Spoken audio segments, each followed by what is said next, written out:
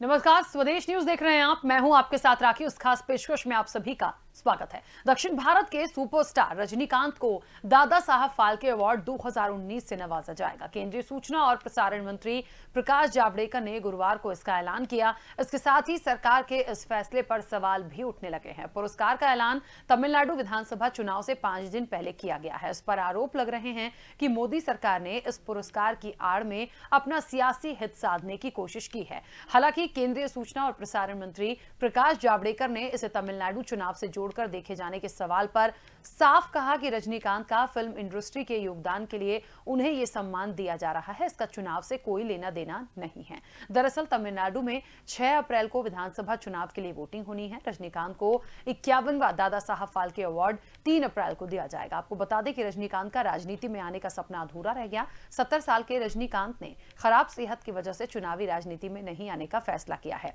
3 दिसंबर को उन्होंने कहा था कि वो नई पार्टी बनाएंगे और 2021 का विधानसभा चुनाव भी लड़ेंगे। 31 दिसंबर को नई पार्टी का ऐलान किया जाएगा, लेकिन ऐसा ना हो सका और 26 दिन के अंदर ही उन्होंने राजनीति छोड़ दी। रजनीकांत का तमिलनाडु ही नहीं, दक्षिण भारत में अच्छा खासा प्रभाव है। इस लिहाज से भी कहा जा रहा है कि चुनाव के ऐन वक्त पहले रजनीकांत को यह पुरस्कार देकर बीजेपी ने तमिल वोटरों की सहानुभूति हासिल करने की कोशिश की है।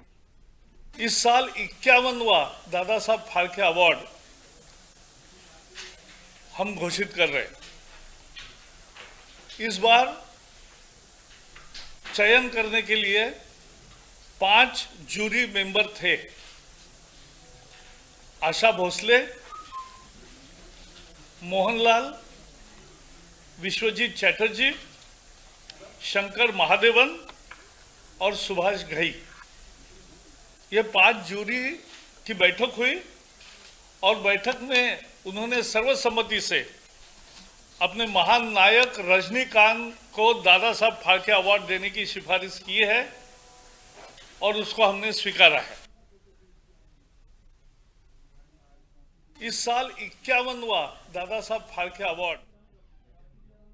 तो देखा आपने कि रजनीकांत एक ऐसा नाम जो परिचय का मोहताज नहीं है। दक्षिण भारत की हम खास तौर पर बात करें तो लोग उन्हें पूजते हैं, उनके अभिनय के सब कायल हैं और अब उनको अवार्ड देने की बात हो रही है। आपको बता दें कि दादा साहब फाल्के अवार्ड से उन्हें नवाजा जाएगा, लेकिन थोड़े से राजनीति और सियासत की बातें इसलिए यहां पर आ रही हैं क्योंकि वोटिंग है तमिलनाडु में और उसके पहले इन सबको गेन करने की क्या कोशिश है भारतीय जनता पार्टी की। ये बातें हैं, प्रतिक्रियाएं हैं। देखिए, राजनीति है तो तमाम तरह की प्रतिक्रियाएं आएंगी। बहरहाल क्या है, हम विस्तार से चर्चा करेंगे। कई मेहमान हमारे साथ जुड़े हैं। सबसे पहले आपका परिचय करा देते हैं।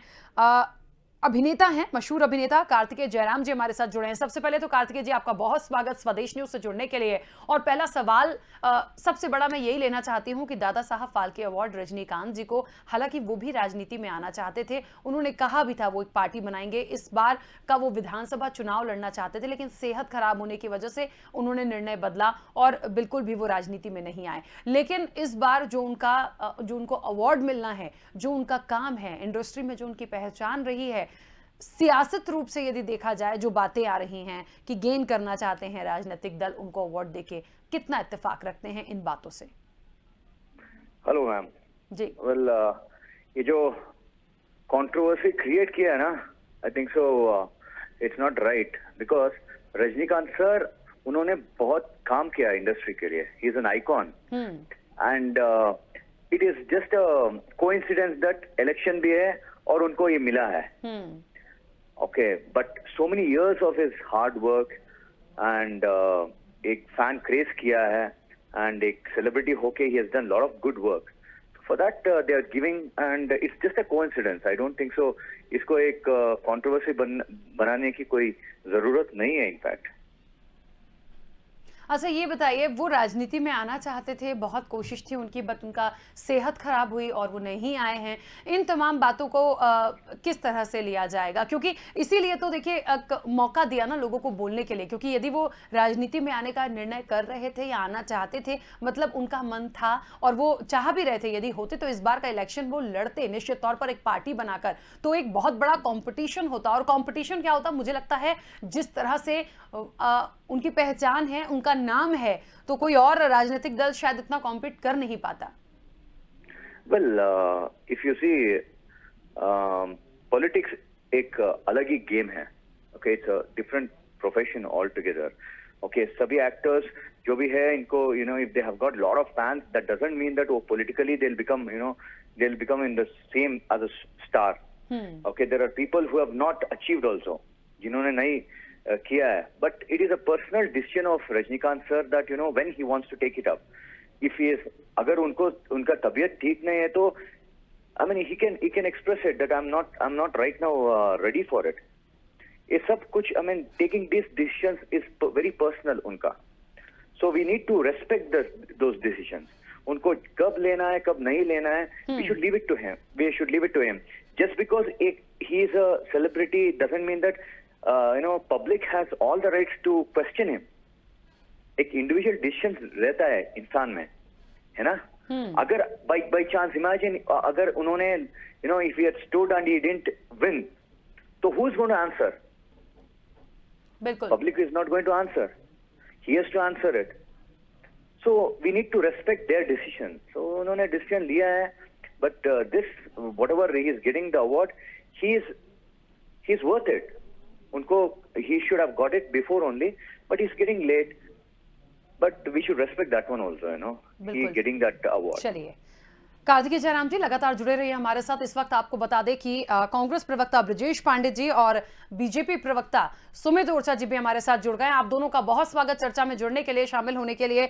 सवाल अगला मैं सुमित जी आपसे ही लेना चाहती हूं. जिस तरीके से एक डिसीजन होता है, दक्षिण भारत के सुपरस्टार हैं रजनीकांत, उन्हें दादा साहब फाल्के अवार्ड से नवाजा जाएगा, लेकिन बात यह हो रही है कि 6 अप्रैल को वोटिंग होनी है और 3 अप्रैल को आप ये सम्मान दे रहे हैं. कहीं ना कहीं क्या भारतीय जनता पार्टी साउथ में, तमिलनाडु में इसे गेन करने की कोशिश कर रही है? देखिए, जिन लोगों ने जीवन भर ऐसे सम्मानों का, पूरी राजनीतिक यात्रा में ऐसे सम्मानों का दुरुपयोग किया हो, उन लोगों को ऐसा लग सकता है कि शायद इसी दृष्टि से ऐसा हो रहा होगा. लेकिन कोरोना काल के कारण यह अवार्ड देने का में विलंब हुआ है. अभी भी हमसे भी, और इतने सीनियर और इतने लोकप्रिय जो दक्षिण भारत और उत्तर भारत दोनों में जिन्हें पूजा जाता है, ऐसे अभिनेता को तो बहुत पहले यह सम्मान मिल जाना चाहिए था. लेकिन अब देश में जब स्वयं से स्वयं को ही पुरस्कार देने के वाले प्रधानमंत्री बने रहे हों, जो खुद को ही भारत रत्न देते रहे हों, ऐसे में देश की ऐसी विभूतियों को सम्मानित करने का किसको फुर्सत रही है? खैर, देर आए दुरुस्त आए, लेकिन बहुत अफसोस है जो लोग ऐसे इतने प्रतिष्ठित सम्मान पर, जो भारत का फिल्म क्षेत्र का सबसे बड़ा सम्मान है, उतने बड़े सम्मान के मिलने पर और योग्य व्यक्ति को मिला है. ऐसा नहीं हुआ है कि संस्कृति मंत्री ने अपने दामाद को दे दिया है, ऐसा नहीं हुआ है, जो देश में पहले हो चुका है. एक योग्य नाम पर विचार करके पूरी जो ज्यूरी ने जो है इस पर निर्णय लिया है. मुझे नहीं लगता कि इस पर प्रश्न चिन्ह कोई उठाना चाहिए. और अगर कांग्रेस को आपत्ति है तो ये बताए ना कि किसको मिलना चाहिए. जनेऊधारी पंडित का रोल करने के लिए राहुल गांधी को मिलना चाहिए था, किसको मिलना चाहिए था? बिल्कुल. ब्रजेश जी, बहुत सारी बातें आप भी सुन रहे हैं. हम ये नहीं कह रहे हैं कि भारतीय जनता पार्टी इसको गेन करेगी. ये प्रतिक्रियाएं हैं, ये बातें हैं और ऐसा सोचा जा रहा है. और आप ये भी कह सकते हैं कि कोइंसिडेंस आप इसे बोल सकते हैं कि 6 अप्रैल को वोटिंग और 3 अप्रैल को आप सम्मान दे रहे हैं. वो तो ठीक है, रजनीकांत जी का स्वास्थ्य खराब था, उन्होंने राजनीति में वो नहीं आए, अन्यथा उनका पूरा प्लान था और वो आते तो इस बार का 2021 का विधानसभा चुनाव वो लड़ते. राखी जी, अरे अभी मेरे भारतीय जनता पार्टी के प्रवक्ता मित्र कह रहे थे सुमित भाई, मैं तो इनसे इतना ही कहना चाहूंगा कि मित्र, सियासत की रंगत में न डूबो इतना कि तुम्हें कोरोना वीरों का शहादत भी नजर न आए, और जरा सा याद कर लो अपने वायदे जुआ को, अगर तुम्हें अपनी जुआ का कहा याद न आए. आप वही लोग हो जो रजनीकांत जी को लेकर के 2021 नहीं 2018 और 2019 में भी बात किया करते. लेकिन आपने एक बहुत अच्छी बात किया राखी जी. बिल्कुल 8 अप्रैल को वोटिंग है और 6 तारीख को इनको दादा साहब फाल्के पुरस्कार से सम्मानित किया जा रहा है. 100% राजनीति घुसी हुई है इसमें. राजनीतिक वोट पाने के लिए भारतीय जनता पार्टी ने ये अपना तुरुप इक्का चला है, लेकिन ये इक्का कामयाब होने वाला नहीं है, क्योंकि वहाँ की जनता जानती है रजनीकांत जी की इज्जत उनके दिलो दिमाग में है। और ये भी अच्छी तरीके से समझती है कि किस तरह से सिफारसी लोगों को, चाहे वो फिल्म सेंसर बोर्ड हो जिसमें मैं भी मेंबर रह चुका हूँ 2 बार शर्मिला टैगोर जी के समय सेंट्रल कमेटी में, और चाहे अन्य संस्थाएं हो, किस तरह से आप राजनीति घुसेड़ते हैं उसको मैं बखूबी जानता हूँ। और जहाँ तक रजनीकांत जी का सवाल, रजनीकांत जी सिर्फ साउथ के नहीं पूरे देश के युवाओं के आइकॉन है और बहुत अच्छे, हम समझते हैं इतने अच्छे बॉलीवुड में एक्टर बड़े मुश्किल से जन्म लेते हैं और उनकी हम सब लोग तहे दिल सम्मान करते हैं। लेकिन इनसे जरा पूछिए कि बहुत देर कर दी हुजूर आते आते। सुमित जी, देर किसने कर दी? इस देश के अंदर व्यवस्था में कौन लोग रहे हैं, किन्होंने देर कर दी है? अगर अच्छे हैं तो फिर दिया क्यों नहीं, ये सवाल है। 8 साल से आप सत्ता में हैं। लेकिन रजनीकांत जी सिर्फ 8 साल से नहीं है फिल्म अभिनेता। रजनीकांत जी मुझे लगता है अब तो वो जीवन के उत्तरार्ध पर हैं, जब वो स्वास्थ्य के कारणों से जो है जूझ रहे हैं। लेकिन जिस समय उनका उत्कर्ष था, जिस समय उनको सम्मानित करना चाहिए था, उन्हें प्रोत्साहित करना चाहिए था, उस समय व्यवस्थाओं में कौन लोग बैठे थे? पुरस्कारों की जो दयनीय स्थिति की वो कांग्रेस ने की। भारतीय जनता पार्टी ने गांव गरीब में, गांव में खेतों में रहने वाले ऐसे ऐसे लोगों को सम्मानित किया है जिनकी साधनाएं अनवरत चल रही थी, जिन्हें कोई कभी सरकारें जिनको देखने नहीं गई, वहां जाकर के हमने सम्मानित और पद्म पुरस्कार जैसे पुरस्कार वहां पहुंचाए हैं। चलिए, हमारे साथ कार्तिकेय जयराम जी भी जुड़े हुए हैं जो कि अभिनेता हैं।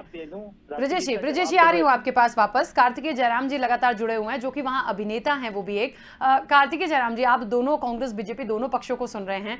बात सियासत की इसीलिए हो रही है ना, क्योंकि मैं कह रही हूँ कोइंसिडेंस हो सकता है ये सम्मान में देरी हुई हो, अब सम्मान दिया जा रहा है, कोविड काल हमने देखा, लेकिन इलेक्शन के सिर्फ 2-3 दिन के अंतर से ये एक अवार्ड होना, और बीजेपी का, क्योंकि देखिए बहुत सारे राजनीतिक दल होते हैं लेकिन किसकी पकड़ होती है बहुत ये देखा होता है, और निश्चित तौर पर यदि खाता ना खुला हो किसी का तो वो पूरी कोशिश करेंगे कि हम मजबूती के साथ आएं, और यदि किसी एक ऐसे व्यक्तित्व की हम बात लेकर चलें कि जिनका अपना प्रभाव है उस क्षेत्र में, उस स्टेट में, हम ये नहीं कह रहे कि सिर्फ साउथ, पूरे देश के वो बहुत जाने माने अच्छे अभिनेता हैं, और मुझे लगता है मैंने बार बार कहा ना, बहुत ज़्यादा डिस्क्राइब उनको करने की ज़रूरत नहीं, हम सब बहुत अच्छे से जानते हैं। लेकिन यदि उनके लिए कोई अवार्ड है और उस अवार्ड के बाद यदि उस टाइम पे उसका सम्मान कोई राजनीतिक दल कर दे इलेक्शन टाइम पे, तो थोड़ा सा ऐसा लगता है कि गेन कर लेंगे, थोड़ा सा प्रॉफिट हो जाएगा। ये बातें हैं, ये प्रतिक्रियाएं हैं, क्या लगता है कुछ असर इसका पड़ेगा क्या? फर्स्ट ऑफ ऑल ये प्रॉफिट नहीं रहेगा। Let us all not insult Rajinikanth sir for getting this award, क्योंकि वो डिजर्व करते हैं ये अवार्ड, एंड जस्ट बिकॉज उनको अवार्ड मिल रहा है it doesn't help politically in any way. I'm sure about it. क्योंकि politics totally different है. Okay. If that was the case, lot of stars would have become politically very good, who would have won easily. It's totally different. We should see art different and politics different. And if they're telling, अगर वो बोल रहे हैं कि because of election they've added all these things, I'm sure it's not fair actually. It's not fair, and वो help नहीं करेगी। It will not help at all in any ways for the election. And may be it was sir was telling ये delay हुआ है, okay, he should have got long back, but ये delay हुआ है, but it shouldn't delay मोर। अभी last year Covid हुआ था, okay, his health was not good, but still उनको मिलना चाहिए। I mean, he should have got long back. अभी मिल रहा है तो we should forget all, we shouldn't insult him. Insult नहीं करना है बिकॉज ही डिजर्व्स इट। अभी उनको क्या होगा ना, if we are doing all this things, he will think that I don't deserve this. इतने साल का hard work it just goes off in vain, है ना? बिल्कुल। So I don't think so it will affect any way in the election. बिल्कुल ठीक बात है, आपकी बात से मैं एग्री करती हूं, और निश्चित तौर पर ये इंसल्ट वाली बात है नहीं, और यदि इस तरह की किसी की प्रतिक्रियाएं हैं या किसी के मन में ऐसा है तो उसे ऐसा नहीं सोचना चाहिए। उनको सम्मान मिल रहा है उनके काम पर, उन्होंने जितना लंबा योगदान अपना दिया है उस पर मिल रहा है। बस ये कोइंसिडेंस इसलिए क्योंकि इलेक्शन टाइम है तो कहीं ना कहीं जो राजनीतिक दल होते हैं उनके मन में ये बातें आती हैं कि क्या ऐसा करने के लिए हो रहा है। अपनी अपनी सोच है, देखिए, अपने अपने तर्क हैं। ब्रजेश जी कुछ कहना चाह रहे थे, अपनी बात रखिएगा। राखी जी, मैं समझता हूं कि कार्तिक जयराम जी ने बहुत अच्छी बातें किया। मैं बार बार आपसे ही आग्रह कर रहा हूं अपने माध्यम से कि जहां तक मैं समझता हूं अपने ज्ञान से, रजनीकांत साहब की जो फिल्म इंडस्ट्री के अंदर इज्जत है, जिस तरह से हमारे नॉर्थ एरिया के अंदर अमिताभ बच्चन जी की इज्जत है या शाहरुख खान जी की इज्जत है या अन्य हीरो की इज्जत है, उसी तरह की साउथ की फिल्मों में रजनीकांत जी सुपरस्टार नहीं मेगा स्टार बनेगा।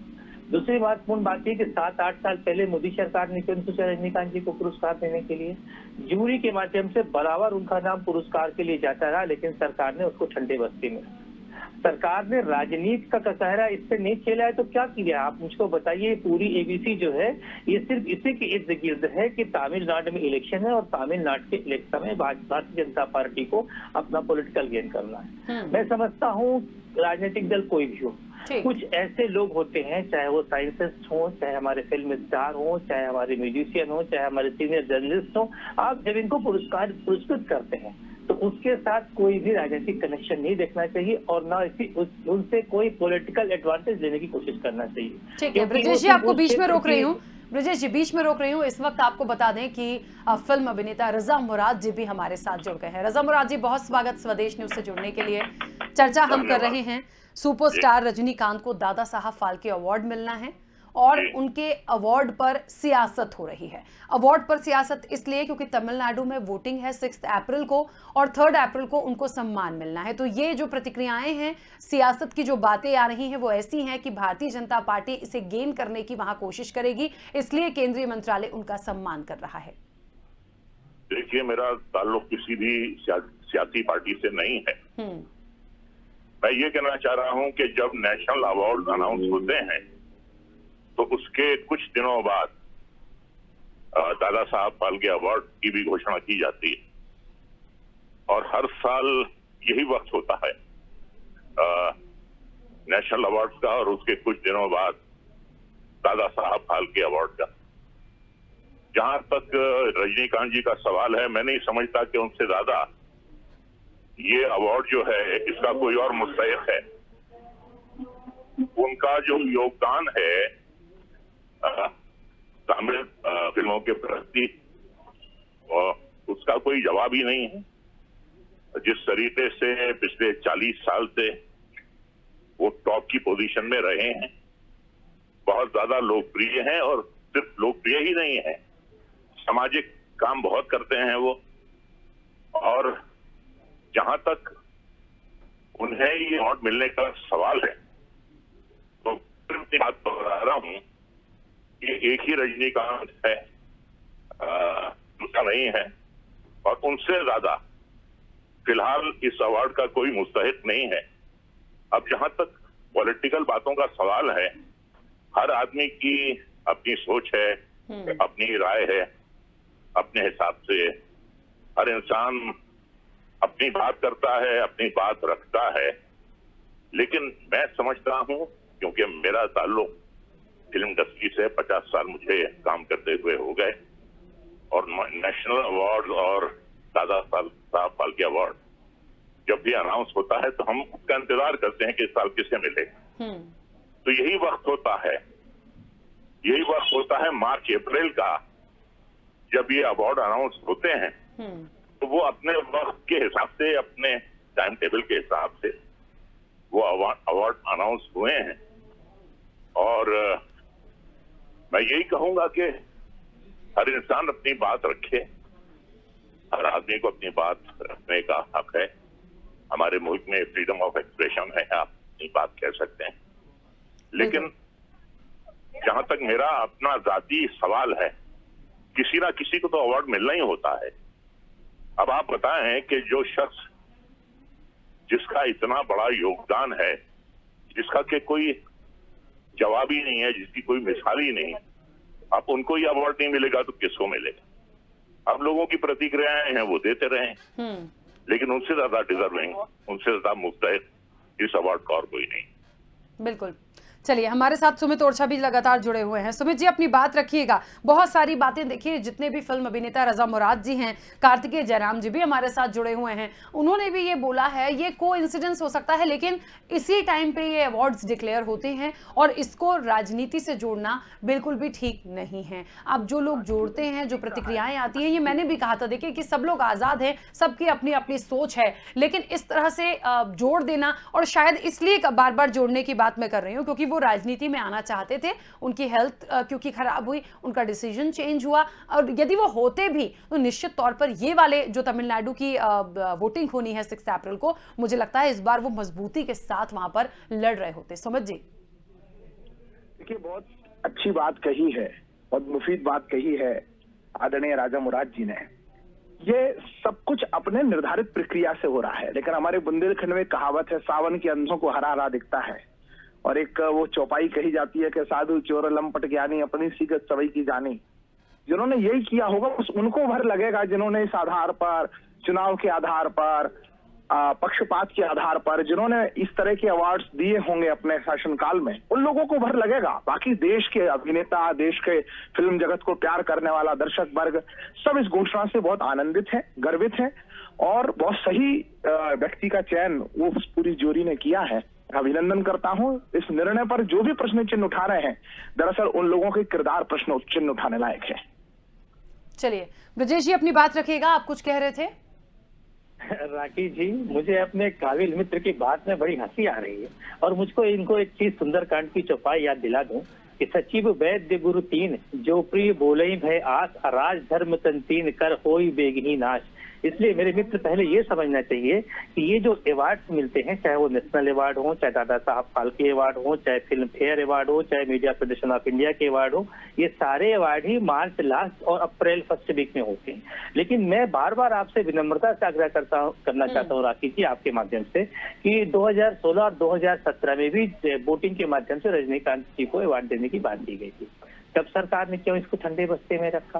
दूसरी बात, जब मोदी जी ने देश की सत्ता संभाली, उसके बाद भी वहाँ के तमिलनाडु में सर्वे कराया गया, तब लोगों ने कहा था कि रजनीकांत जी इस अवार्ड को जो है रिजर्व करते हैं, तो इस निश्चित रूप से ये अवार्ड दादा साहब फाल्के से के बड़े अवार्ड फिल्म इंडस्ट्री के अंदर इनसे संबंध नवाजा जाना चाहिए। तब भी इसको लूप लाइन में रखा, इसको नई नई अवार्ड दिया। ठीक चुनाव के समय जब 8 तारीख को वोटिंग हो रही है, 6 तारीख को आप अवार्ड दे रहे हैं, तो इसके राजनीतिक निहितार्थ तो नहीं है, तो और क्या है?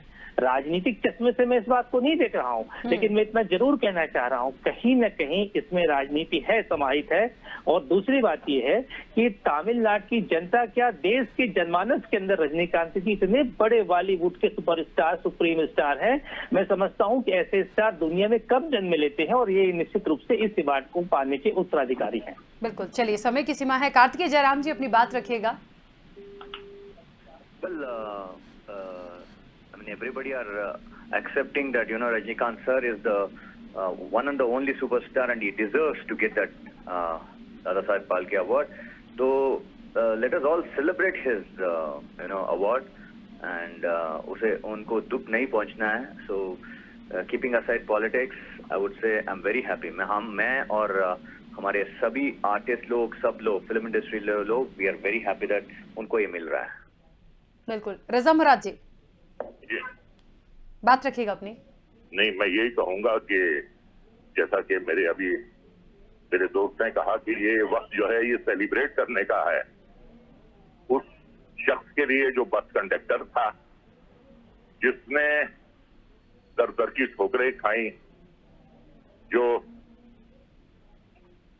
पैदाइशी जो महाराष्ट्रन था और बस गया कर्नाटक में, और कर्नाटक के बाद वो तमिलनाडु चला गया, और इतिहास का सबसे लोकप्रिय कलाकार हुआ वो। एक महाराष्ट्रियन, एक कर्नाटक में रहने वाला, एक बस कंडक्टर, कहां से कहां पहुंचा वो। तो कितनी बात होगी उसमें, कितना टैलेंट होगा, कितना वो दर्शकों को लुभाता होगा कि 40 साल से वो टॉप नंबर 1 पोजीशन पर है, और उनके आसपास लोकप्रियता में और कोई नहीं है। आज भी जब उनकी फिल्म लगती है तो एडवांस बुकिंग पे लाठीचार्ज होता है आज भी। ये सिर्फ उन्हीं की फिल्मों पर ये होता है और कहीं नहीं होता, वरना तो थिएटर खाली पड़े रहते हैं बड़े से बड़े स्टार के। तो हमें जश्न मनाना चाहिए कि सबसे ज्यादा मुस्तहिक कलाकार को मिला है। अब देखिए, अवार्ड जो हैं किसी ना किसी स्टेट के बाशिंदे को दिए जाते हैं, बिल्कुल, तो इसे राजनीति से जोड़ना बिल्कुल गलत है। ये किसी बंगाल में भी हो रहे हैं, किसी बंगाली को तो नहीं मिला है, केरला में भी हो रहे हैं, किसी केरलाइट को तो नहीं मिला है। तो किसी ना किसी को किसी ना किसी स्टेट के डिजर्विंग बंदे को मिलना था। और फिर मैं अपनी बात दोहरा रहा हूं कि इनसे ज्यादा डिजर्व कोई नहीं है दूसरा। तो बजाय इस पे टिप्पणी करने के या इसको क्रिटिसाइज करने के, पॉलिटिक्स को एक तरफ रखकर, राजनीति को एक तरफ रखकर, हमें जो निर्णय लिया है इस अवार्ड को देने का, उसका हमें स्वागत करना चाहिए और हम सबको सेलिब्रेट करना चाहिए। बिल्कुल। चलिए, रजा मुराद जी, कार्तिकेय जयराम जी, सुमित ओरछा और ब्रिजेश पांडे जी, आप सभी मेहमानों का बहुत शुक्रिया चर्चा में शामिल होने के लिए, अपनी बात रखने के लिए। तो देखिए, जितनी भी डिस्कशन से एक बात निकल कर आई है कि पहली बात तो ये सम्मान है और सम्मान के लिए राजनीति ना करें। इसी टाइम पर हमेशा ये डिक्लेयर होता है, पिछली बार कोविड के चलते ये डिले हुआ था, लेकिन उनसे बेहतरीन कोई हो नहीं सकता जिसे इस अवार्ड से नवाजा जाए। तमाम लोगों ने उनके अभिनय की, उनके काम की और उनके सामाजिक कार्यों की सराहना की है। ये कोइंसिडेंस जरूर कहा जा सकता है कि 6 अप्रैल को वहां पर वोटिंग होनी है और 3 अप्रैल को आप उनको सम्मान दे रहे हैं, क्योंकि केंद्र की सरकार है, भारतीय जनता पार्टी की सरकार है, तो इसलिए ये कहा जा सकता है कि वोटिंग के दौरान पर क्या भारतीय जनता पार्टी उन्हें सम्मान देकर जो वहां के वोटर्स हैं या उनके चाहने वाले या उनसे कनेक्ट है, उन्हें क्या अपने से कनेक्ट करने की कोशिश कर रही है। ये कयास लगा सकते हैं, बात रख सकते हैं, सबकी अपनी अपनी सोच है, लेकिन इस चर्चा के माध्यम से ये निकल कर आया है कि ऐसा बिल्कुल नहीं है। रजनीकांत इसके हकदार हैं और उनसे अच्छा कोई इस अवार्ड के लिए नहीं हो सकता था। चर्चा में इतना ही, दीजिए इजाजत, नमस्कार।